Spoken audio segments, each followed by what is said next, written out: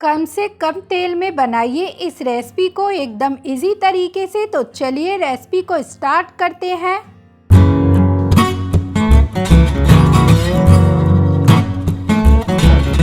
सबसे पहले मैं यहाँ 2 बड़े साइज़ के उबले हुए आलू ले लेती हूँ। अब इन आलू को मैं यहाँ पर मैश कर लूँगी इस तरह से। आप चाहो तो इन्हें कद्दूकस भी कर सकते हो या फिर हाथ से इनको मैश कर लीजिए या स्पून से।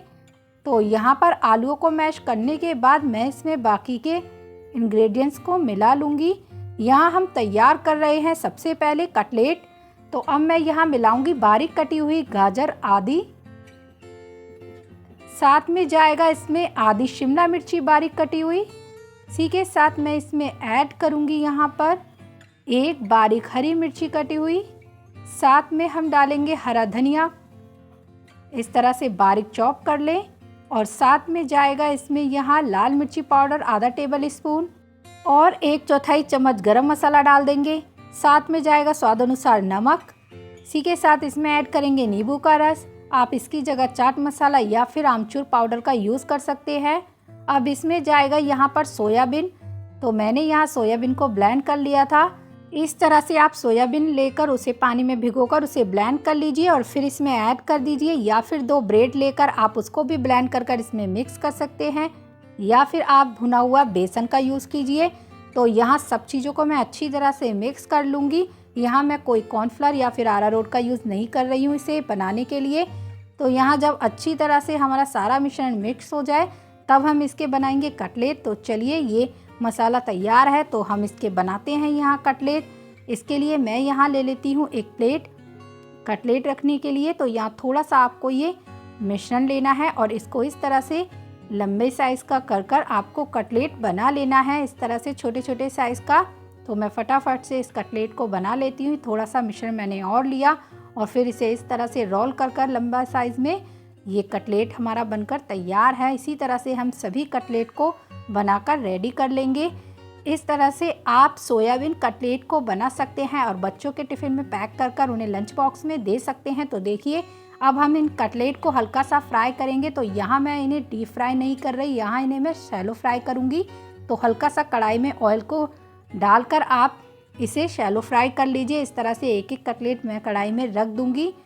अब मैं यहाँ इसे थोड़ी देर के लिए पकने दूंगी जब तक ये अच्छे से नीचे से सिक ना जाए। ऊपर से आप ऑयल भी डाल दीजिए 1-2 चम्मच इसके, ताकि अच्छी तरह से ये फ्राई हो जाए। अब मैं इन्हें पलट दूंगी एक एक कर। मैंने यहाँ एक छोटा स्पून ले लिया है, मैं इससे इनको पलट देती हूँ एक एक कर।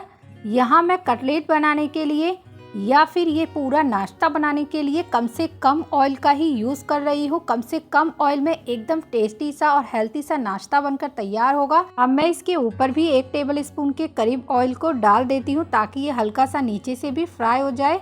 तो चलिए थोड़ी देर बाद चेक करते हैं। तो यहाँ पर कटलेट हमारे बनकर तैयार है। इस तरह से मैंने इनको अच्छे से सेक लिया है और बस इसे एक एक कर मैं प्लेट में निकाल लूँगी। आप इन कटलेट को ओवन में भी पका सकते हैं। तो यहाँ पर प्लेट में मैंने कटलेट को निकाल लिया है और इस तरह से कटलेट बनकर तैयार है। अब हम इनके लिए रेडी करेंगे शीट को। तो चलिए बनाते हैं। इसके लिए हमें चाहिए एक बाउल, उसमें डाला 1 कप के करीब सूजी। अब मैं इसमें ऐड करूँगी ऊपर से पानी। तो 1 कप के करीब आप इसके अंदर पानी को ऐड कर दीजिए और बस अच्छी तरह से इसको यहाँ पर मिक्स कर लीजिए। सूजी में पानी को पहले ऐड कर यहाँ हमें छोड़ना है ताकि सूजी अच्छी तरह से पानी को पी ले और अच्छी तरह से ये फूल जाए। अब यहाँ पर हम बैटर को एक ढक्कन से ढककर रख देंगे थोड़ी देर के लिए रेस्ट पर। तो चलिए इस प्लेट से मैंने ढक दिया है और थोड़ी देर बाद हम सूजी को चेक कर लेंगे। तो यहाँ देख सकते हैं थोड़ी देर हो चुकी है। अब मैं यहाँ सूजी को देख लेती हूँ। तो सूजी अच्छी तरह से फूल चुकी है। जितना भी पानी इसमें डाला था वो सूजी ने अच्छी तरह से ऑब्जर्व कर लिया है।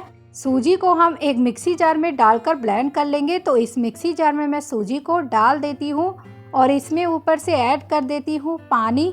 तो 2 से 3 टेबल स्पून के करीब मैं इसमें पानी ऐड कर रही हूँ। बाकी का हम बाद में करेंगे इसमें ऐड। और ढक्कन लगाकर फटाफट से इसको हम ब्लेंड कर लेते हैं। तो उसी बाउल में मैं सूजी के बैटर को निकाल लेती हूँ। अब इसके अंदर हम पानी को ऐड करेंगे। तो इसी मिक्सी जार में हम आधा कप के करीब पानी को डाल देते हैं तो मैं इसमें आधा कप के करीब पानी ऐड करती हूँ और इसे अच्छी तरह से मिक्स कर जितना भी बैटर है वो सारा इसमें बाउल में डाल दूँगी। तो इस तरह से आपको पानी को थोड़ा सा ही ऐड करना है। जिस तरह से डोसा का बैटर हम बनाते हैं उसी तरह से सूजी का बैटर आपको बनाकर तैयार करना है। एकदम फ्लफी होना चाहिए ये। तो देखिए यहाँ कुछ इस तरह से मैंने बना लिया है और इसकी कंसिस्टेंसी भी आप देख सकते हैं। अब मैं इसमें ऐड करूँगी थोड़ा सा नमक, चुटकी भर, और साथ में इसमें जाएगा एक रेड चिल्ली को मैं यहाँ पर हाथ से तोड़कर इसमें ऐड कर दूंगी, या फिर आप चिल्ली पाउडर भी ऐड कर सकते हैं और इसे मिक्स कर दूंगी अच्छी तरह से। तो बैटर यहाँ पर गाढ़ा हो चुका है, अच्छी तरह से हमारा बनकर ये बैटर तैयार है। इस सूजी बैटर से हम तैयार करेंगे एकदम ट्रांसपेरेंट शीट। तो चलिए बनाते हैं।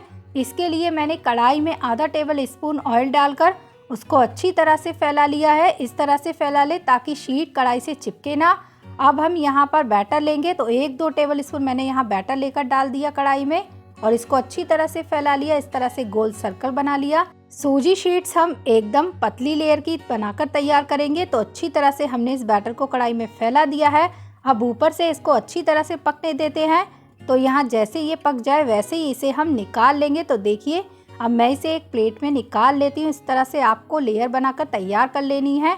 तो मैंने यहाँ कुछ शीट्स पहले ही तैयार कर ली थी बनाकर, और इस तरह से मैं एक और शीट्स बनाकर दिखाती हूँ किस तरह से बनाए। तो बैटर मैंने यहाँ कढ़ाई में डाल दिया है और इसको मैं यहाँ फैला देती हूँ।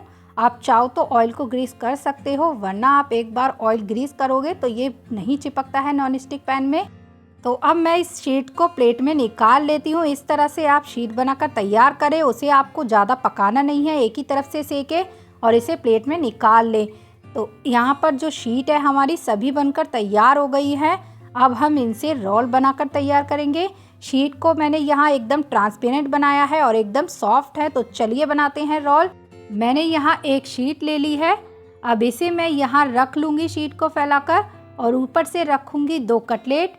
आप इसकी जगह चिल्ली पनीर का भी यूज़ कर सकते हैं। अब साथ में मैंने टमाटर गाजर लिए हैं, वो भी ऊपर से रख दूँगी। आप खीरे का यूज़ भी कर सकते हैं। अब मैंने यहाँ थोड़ी सी गाजर डाल दी है, साथ में थोड़ा सा नमक डाल दूँगी स्वाद अनुसार। इसी के साथ ऊपर से मैं डालूँगी नींबू का रस। आप इसकी जगह चाट मसाला डाल सकते हैं या फिर कोई चटनी डाल सकते हैं, शेजवान चटनी का यूज़ कीजिए। और इसे बस मैं यहाँ पर फोल्ड कर दूँगी इस तरह से। तो यहाँ पर ये सूजी रोल बनकर तैयार हो गया है। बिल्कुल सिंपल सा रोल है। तो देखिए इस तरह से आप इसे रोल को बना सकते हैं। यहाँ एक और बनाकर दिखाती हूँ मैं। एक और शीट ले ली मैंने और ये 2 कटलेट हैं सोयाबीन, इसको रख लूँगी।